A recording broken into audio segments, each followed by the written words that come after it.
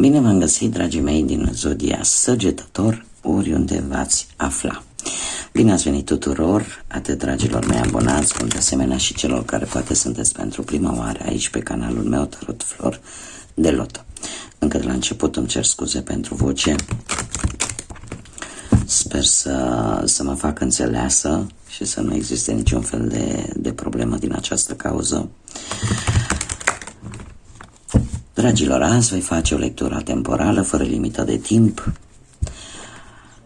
pe care voi să o puteți viziona oricând doriți sau atunci când apare în viața voastră. Desigur, dragilor, nu uitați un aspect important, și anume faptul că voi sunteți stăpânii propriei voastre vieți. Voi luați acele decizii în așa fel încât să vă construiți propriul viitor. Luați decât acele mesaje care rezonează cu voi, iar restul lăsați-le să zboare în univers. De asemenea, puteți completa această lectură vizionând celelalte zodii care pentru voi pot reprezenta ascendentul, luna sau Venus, și de unde voi puteți obține mesaje poate importante pentru voi. Așa că, dragilor, toți cei care aveți soare, lună, Venus sau ascendentul în zodia Săgetător, atunci această lectură este de asemenea și pentru voi. Și haideți să trecem la treabă și să vedem cu ce energie vă surprind cărțile. Și avem a 10 predare sau renunțare. Ești într-un moment în care vei lăsa ce nu-ți mai este de folos. Cumva, parcă nu te mai încăpățânezi așa tare să obții ceva cu tot din adinsul. Poate îți dai seama că trebuie să renunți poate la anumite situații sau la anumite obiceiuri care deliberat nu-ți fac bine. Poate vei renunța chiar și la acele frământări, acele gânduri care tot nu-ți dau pace. Trebuie să vă spun că această carte îmi vorbește de foarte multă ambiție și acea dorință de a pune ordine cumva în viața voastră. De ce? Pentru că e posibil unii dintre voi chiar să fi trecut printr-o schimbare foarte importantă și lucrul ăsta logică v-a schimbat. Nu știu dacă are legătură poate cu destinul vostru, cu karma posibil, și v-ați dat seama poate că puteți reuși, că aveți puterea să mergeți înainte și că puteți reuși poate fără anumite situații, anumite obiceiuri sau anumite persoane în viața voastră. Haideți să vedem ce ne spune Lenormandu despre situația actuală. Care este situația actuală pentru dragii mei din Săgetător?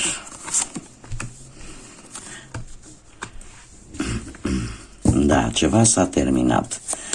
Ori cu o instituție de stat, ceva care a avut conotații legale. Da. A murit un șarpe. Cumva s-a pus fin unui haos pe care l-aveați în viața voastră. Ceva negativ, așa cum bine am văzut și din energia voastră, s-a terminat. Definitiv. S-a terminat poate o fază de manipulări, iar asta s-a făcut prin intermediul unei structuri oficiale, da? Poate al unui instituții de stat, poate o instituție legală. Și lucrul ăsta s-a întâmplat destul de recent, aș spune, în viața voastră, după o lungă perioadă de timp, aș spune. Haideți să vedem ce ne spune tarotul. Să vedem cam cum este viața voastră profesională. Începem mai întâi cu viața profesională, cu munca. Să vedem ce ne spune tarotul pentru voi, dragilor.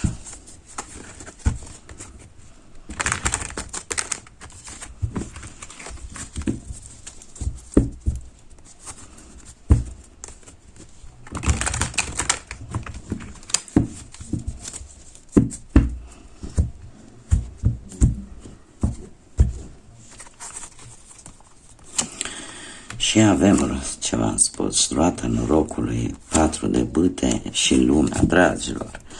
Deci atâta transformare și atât de bruscă care a venit în viața voastră și care efectiv v-a zdruncinat lumea, cel puțin din punct de vedere profesional. Ceva karmic s-a întâmplat, ceva care trebuia să se întâmple. Și nu știu de ce, dar voi ați celebrat acest lucru, această schimbare. Și v-ați dat seama că trebuie să o luați cumva, să o luați de la capăt, poate într-o altă zonă decât cea în care vă aflați, nu știu, poate cu locul de muncă sau unii dintre voi poate chiar au călătorit în străinătate pentru un nou loc de muncă, dar ați avut un motiv de bucurie cu acest 4 de bâte. E ca și cum ți s-a îndeplinit sau ți se va îndeplini un obiectiv cât de curând. Da? Cât de curând lucrurile astea, într-adevăr, e în acest moment posibil să treceți printr-o transformare cu roata norocului. Și să vă gândiți, poate, nu știu, o perioadă în care pot veni îmbunătățiri bruște și se pare că îmbunătățirile bruște vor face să vă bucurați, să vă regăsiți entuziasmul, da? Și să vă dea o stare de bine, o realizare pe plan profesional care să vă deschidă noi porți. În felul ăsta se va încheia o etapă din viața voastră profesională și va începe o alta. Da? În sfârșit vei începe să vezi rezultate bune, poate, cum am mai spus, călătorii poate în străinătate pentru muncă. Da? Cumva dificultățile astea la nivel profesional cel puțin încep să dispară. Hai să vedem ce vine pe partea asta materială, financiară, da? Care este situația financiară pentru dragii mei din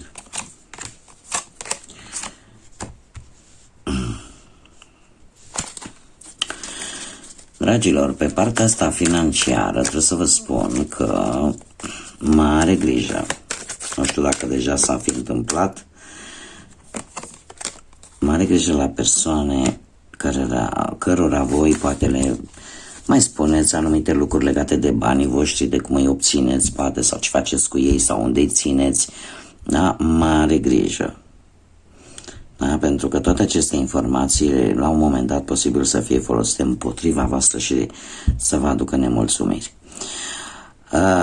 Dacă nu vorbim de acest lucru, vorbim de, aș zice,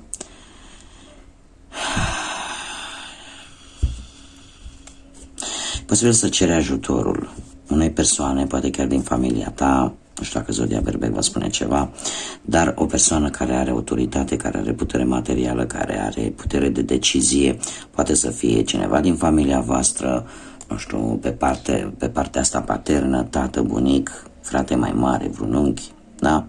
Socru chiar, sau vreun șef,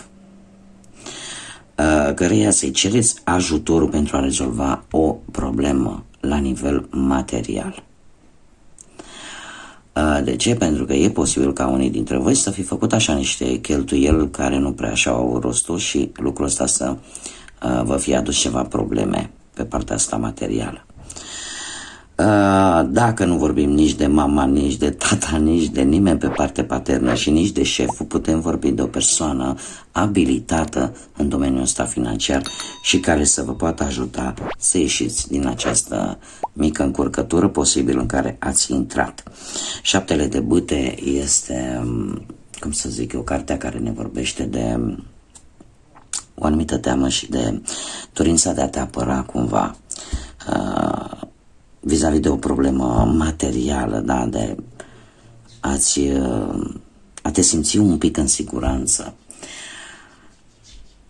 Eu trebuie să vă spun un lucru, încă nu este totul pierdut, încă sunteți pe o poziție destul de bună, da, nu este totul pierdut, doar că cumva va trebui să nu te lași, să nu lași ca teama, îndoiala să ți se strecoare așa în suflet și să-ți păstrezi curajul, pentru că totuși lucrurile nu sunt chiar așa precum par, da? Și probabil că de aici și această energie a renunțării la tot ce este negativ, inclusiv a gândurilor negative. Ce mai fi de spus că lucrurile astea încet vor trece. Mie mi-apare o creștere, e adevărat,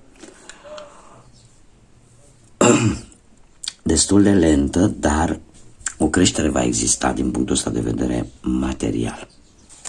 Doar că trebuie un pic mai multă mobilizare, mai multă planificare și răbdare. Haideți să vedem pe partea dragostei, dragilor, cum stați, pe partea asta relațională, sentimentală, ce vine pentru dragii mei din Săgetător. Și avem arcanul major, carul, 10 de bâte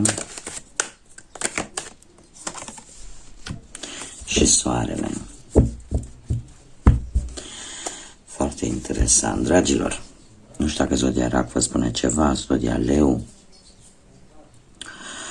V-am mai spus Perbec, posibil. Carol despre ce ne vorbește? Pe partea asta dragostei ne vorbește de acea tentație de a grăbi lucrurile, poate vis-a-vis de o relație pe care recent ați închegat-o sau poate chiar dacă aveți o relație de lungă durată, totuși poate din cauza anumitor responsabilități, posibil, care simțiți că vă copleșesc, veți vrea să urgentați anumite lucruri, anumite situații relaționate cu dragostea. Ce pot eu să vă spun? Că Carol de obicei ne vorbește foarte mult de alegeri. De alegeri pe care trebuie să le faceți și care trebuie foarte bine gândite. Ce mai văd eu aici? Poate ori voi, ori persoana dragă vouă, cumva, poate lucrează în transport sau poate e nevoită să facă foarte multe călătorii sau voi sunteți nevoiți să faceți foarte multe călătorii, iar lucrul ăsta parcă vi s-a cam luat, mai bine spus, mai pe românește așa, vi s-a cam luat și simțiți nevoia de o detașare, simțiți nevoia de... Poate și din această cauză încercați să urgentați o relație, poate sunteți cu cineva de multă vreme și vreți să o oficializați și știți că din cauza drumurilor, a meseriei probabil pe care o face sau o veți face, lucrul ăsta va împiedica oarecum realizarea acestui plan al vostru. Eu ce trebuie să vă spun? Că aveți un soare. Și că toate aceste probleme și toate aceste gânduri pe care voi vi le faceți vis-a-vis poate de relația voastră sau de viitorul vostru în viața asta sentimentală, mai ales pentru cei care sunteți singurei,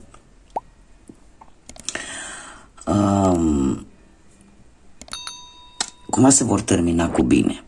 Trebuie să vă spun, mai ales pentru cei care sunteți singuri, că există posibil o persoană pe lângă voi în care ori voi sunteți interesați de această persoană, dar foarte greu persoana asta parcă nu vă corespunde. Da? Și atunci trebuie să vă puneți întrebarea, domnule, dar dacă chiar nu o interesez pe respectiva persoană, dacă eu nu prezint interesul pe care eu îl cred că l-aș prezenta și vă faceți tot felul de gânduri și vă faceți tot felul de griji și în felul ăsta vă extenuați, și poate că ar fi bine să renunțați. Sau poate voi sunteți cei care există o persoană pe lângă voi care încearcă să vă convingă de sentimentele sale, de gândurile sale și deja sunteți obosiți pentru că poate voi nu aveți niciun interes vis-a-vis de această persoană și cel mai bun lucru ar fi să discutați și să-i spuneți adevărul, știi? Uite, eu nu-ți corespund în sentimente, nu simt același lucru pentru tine așa cum simți tu. Iar în felul ăsta te vei elibera. Da? Indiferent de ce situație vorbim. Da? Te vei elibera. cum am spus, pentru cei care sunteți într-o pereche, e posibil din cauza drumurilor pe care le aveți de făcut să apară anumite griji, o anumită situație care să nu prea îți convină, să te simți foarte obosit, dar într-un final lucrurile își vor găsi o clarificare cu soarele, pentru că unii chiar veți ajunge la o căsătorie, alții se pare că încetul cu încetul pasiunea își va face apariția și își va pune amprenta pe relația voastră, iar lucrurile vor decurge normal, ca să zic așa. E posibil ca unii dintre voi chiar să aveți în viața voastră pe cineva care are un caracter așa foarte puternic, dar care are multă dragoste de dat pentru voi și care posibil să încerce să vă ajute cu toate aceste lucruri care vă supraîncarcă pe voi. Acum, dragilor, haideți să vedem. Gândiți-vă la o persoană care pe voi vă interesează sau o persoană dragă vouă și cam la ce mesaj ar vrea să vă spună, dar nu poate sau nu are curaj. Voi scoate 3 mesaje, voi puteți să alegeți de la 1 la 3 sau pur și simplu lăsați-vă ghidați de intuiție. Și haideți să vedem ce mesaj are persoana de interes de Săgetător pentru Săgetător, dar nu are curaj să spună sau poate că nu poate. Haideți să vedem primul mesaj. Vai, îmi e dor de sărutul tău. Foarte frumos mesaj. Haideți să mai vedem al doilea mesaj.